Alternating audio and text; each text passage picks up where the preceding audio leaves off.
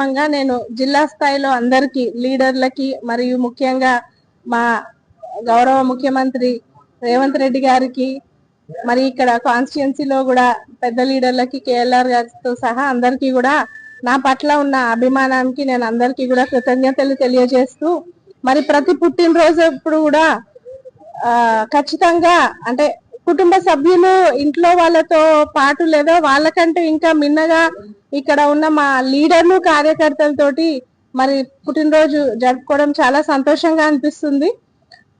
మరి అలాగే మనము ఈ రోజు ఈ మహేశ్వరం మండలి నుంచి నేను జడ్పీటీసీగా గెలిచినప్పటికీ అందరితోటి లీడర్లతోటి చిన్న లీడర్ నుండి పెద్ద లీడర్ వరకు అందరితో మమేకమై ఇక్కడ మరి స్థానికంగా ఉన్న సమస్యల పట్ల ప్రజలకు ఉన్న సమస్యల పట్ల కూడా మొత్తం అవగాహన తెచ్చుకొని మరి ఇక్కడ మండలంలో పర్యటన చేయడం జరుగుతూ ఉంటది తరచుగా. ప్రతి పుట్టినరోజు అప్పుడు కూడా మరి రాబోయే సంవత్సరంలో నేను ఎంత సాధించగలను ప్రజలకే గాని లేకపోతే ఈ యొక్క ఏరియాకి ఏం చేయగలను అని కూడా ఒక సంకల్పం కట్టుకొని ముందుకు వెళ్లాల్సిన అవసరం ఉంటుంది నాకు ప్రతిసారి. ఎందుకంటే ఏదన్నా ఒకటి మనం అనుకుంటేనే ఒక గట్టి సంకల్పంగా అనుకుంటేనే ముందుకెళ్తాం కాబట్టి మరి ఈ రోజు ఇంతమంది లీడర్లు మహేశ్వరం, కందుకూరు, సరూర్ నగర్, తుక్కుగూడ నుండి వచ్చినందుకు అందరికీ పెద్ద ఎత్తున కృతజ్ఞతలు తెలియజేస్తున్నాను.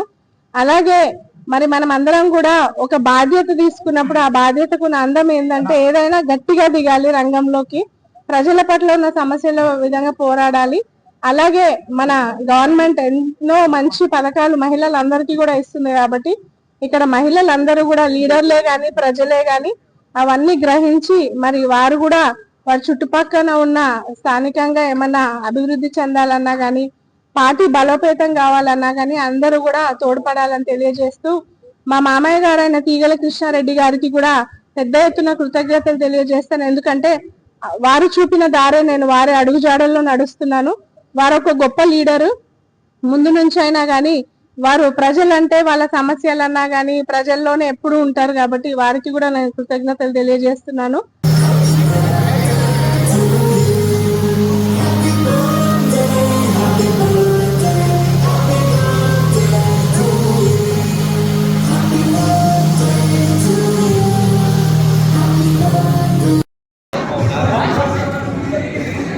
कर लिए अपने ये आज ही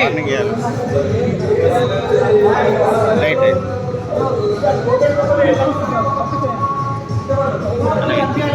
अन्न निलवाడు